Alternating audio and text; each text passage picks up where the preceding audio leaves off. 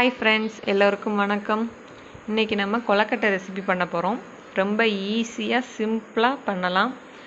இந்த video first time பார்க்கறதா இருந்தால் subscribe பண்ணிவிட்டு இந்த வீடியோ ஃபுல்லாக பாருங்கள். நம்ம கொலக்கட்டை பண்ணுறதுக்கு ஃபஸ்ட்டு நம்ம பூரணம் ரெடி பண்ணிப்போம். அதுக்கு நான் ஒரு கடாயை காய வச்சுருக்கிறேன். அந்த கடாயில் நான் 2 டேபிள் ஸ்பூன் அளவுக்கு நெய் ஆட் பண்ணிக்கிறேன். நெய் நல்லா சூடாகட்டும். நெய் சூடானதுக்கு அப்புறமா நான் ஒரு 1/4 கப் அளவு துருவின தேங்காய் எடுத்துருக்கிறேன். அதையும் இந்த நெய்யில் போட்டு நல்லா வதக்கிப்போம். தேங்காவை நான் கொஞ்சமாக தான் கொலக்கட்டை பண்ணுறேன். நீங்கள் எவ்வளோ கொலக்கட்டை பண்ணுறீங்களோ அந்த மாவுக்கு தகுந்த மாதிரி உள்ள பூரணம் ரெடி பண்ணிக்கோங்க. நான் கொஞ்சம் பண்ணுறதால பூரணத்துக்கு கொஞ்சமாக வைக்கிறேன். நீங்கள் நிறையா கொலக்கட்டை பண்ணதாக இருந்தால் நீங்கள் நிறையா பூரணத்துக்கு தேவையான அளவு தேங்காய் எடுத்துக்கோங்க. இப்போ இதில் நான் கருப்பு வெல்லம் ஆட் பண்ணிக்கிறேன். இது கருப்பட்டி இல்லை, கருப்பு வெல்லம். இது நான் ஒரு அந்த 1/2 கப் அளவு எடுத்துருக்கிறேன். இதை நெய்யிலே நல்லா வதக்கிப்போம்.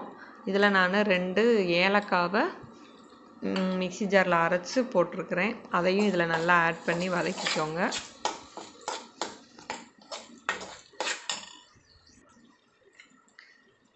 வெல்லம்லாம் கொஞ்சம் கரைஞ்சிருச்சு. இந்த டைமில் நான் பொட்டுக்கடலை எடுத்துருக்கிறேன். இது நான் கொஞ்சம் கொரகொரப்பாக அரைச்சி வச்சுருக்கிறேன். இது கொஞ்சம் டிஃப்ரெண்ட் டேஸ்ட்டில் இருக்கும்.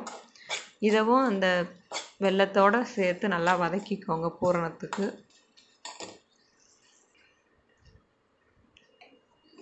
நல்லா வதக்குனதுக்கப்புறம் அடுப்பை ஆஃப் பண்ணிவிட்டு இப்போ நம்ம கொலக்கட்டைக்கு மாவு ரெடி பண்ணிப்போம். நான் இந்த கப்பில் 1 கப் அளவு எடுத்திருக்கேன். அதாவது 1 கப்புக்கு கொஞ்சம் கம்மியான அளவு எடுத்திருக்கிறேன். அதில் தேவையான அளவு உப்பு ஆட் பண்ணிப்போம். நான் எவ்வளோ மாவு எடுத்துருக்கிறேனோ அதே அளவு நான் தண்ணியை ஹீட் பண்ணிக்கிறேன் கொலக்கட்டை மாவை பிசைகிறதுக்கு. நான் 1 கப்புக்கு ஒரு 6 இல்லைன்னா 7 கொலக்கட்டை அளவுக்கு வரும்.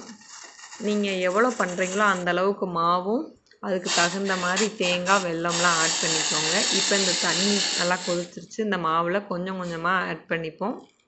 நீங்கள் மொத்தமாக ஆட் பண்ணிடாதீங்க மாவில் தண்ணியை. ஃபஸ்ட்டு கொஞ்சோண்டி தண்ணி ஊற்றிக்கோங்க. அதை நல்லா கிளறி விட்டுக்கோங்க. தண்ணி அதுக்கப்புறமா கொஞ்சம் கொஞ்சமாக ஊற்றி சேர்த்து நல்லா பிசைஞ்சிக்கோங்க. தண்ணி ரொம்ப சூடாக இருக்கிறதால கையால் பிசைய முடியாது. ஒரு ஸ்பூன் இல்லைன்னா ஃபோர்க் எடுத்து அதை நல்லா கிளறி விட்டுக்கோங்க.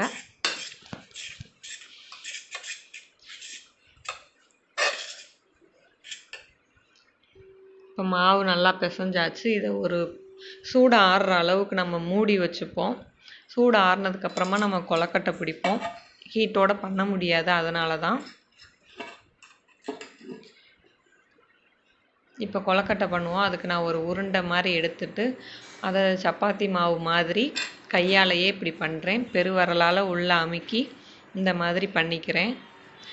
ஓரங்களில் லைட்டாக மெதுவாக அமுக்கி கொண்டு வாங்க. இந்த மாதிரி பண்ணுங்கள். அந்த முனி ஓரம் அதில் ஃபுல்லாக ரொம்ப நைஸாக பண்ணுங்கள். ரொம்ப திக்காக பண்ணாமல் ரொம்ப ஒல்லியாகவும் பண்ணாமல் நடுத்தரமாக பண்ணுங்கள். இப்போ இந்த நடுவில் நம்ம பூரணத்தை வைப்போம். நான் பூரணம் எடுத்துக்கிறேன். இப்போ இதில் நம்ம பூரணத்தை வச்சுட்டு கொலக்கட்டை பண்ணுவோம். இப்போ இந்த ஓரங்களில் இந்த மாதிரி 2 விரலால் அந்த மாவை ஒவ்வொரு பக்கமும் இந்த மாதிரி அமுக்கி ஃபுல்லாக கொண்டு வந்துடுங்க. கொஞ்சம் ஸ்லோவாகவே பண்ணுங்க. அப்போ தான் அது உடையாமல் இருக்கும். இப்படி உங்களால் பண்ண முடியலைன்னா நீங்கள் அந்த ரவுண்டாக பண்ணுறீங்களா அதை அப்படியே 2ஆக மடக்கி அந்த ஓரங்களில் உள்ள முனியை மட்டும் நல்லா அமுக்கி விட்டுருங்க. அதுவும் ஒரு மாடலில் நல்லா தான் இருக்கும். இந்த மாதிரி பண்ண வரலன்னா நீங்கள் அந்த மாதிரி பண்ணுங்கள். இதுவும் ரொம்ப ஈஸி தான். பண்ணும்போது இதே மாதிரி பண்ணால் ஈஸியாக தான் இருக்கும். இந்த மாதிரி எல்லாத்தையும் மொத்தமாக பண்ணிவிட்டு மேலே ஒரு அமுக்கி விட்டுருங்க. பெரிய பூண்டு கொத்து மாதிரி இருக்கும். இந்த மாதிரி நம்ம எல்லா கொலக்கட்டையும் ரெடி பண்ணிப்போம்.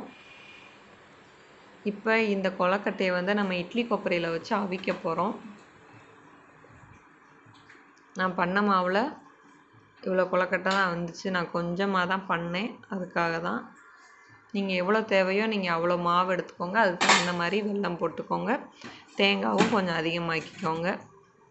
இது வந்து ஒரு 10 நிமிஷம் சிம்லேயே இருக்கட்டும். 10 நிமிஷம் கழித்து பார்ப்போம். கொழுக்கட்டை இப்போ நல்லா வெந்துருச்சு. அவ்வளோதாங்க, ரொம்ப ஈஸி, நல்லா டேஸ்டியாகவும் இருக்குது. நீங்களும் இதை வீட்டில் ட்ரை பண்ணி பாருங்கள். பிடிச்சா லைக் பண்ணுங்கள், ஷேர் பண்ணுங்கள். பார்க்கவே நல்லா கலர்ஃபுல்லாக இருக்குது. ட்ரை பண்ணி பார்த்துட்டு கீழே கமெண்டில் சொல்லுங்கள். தேங்க்யூ.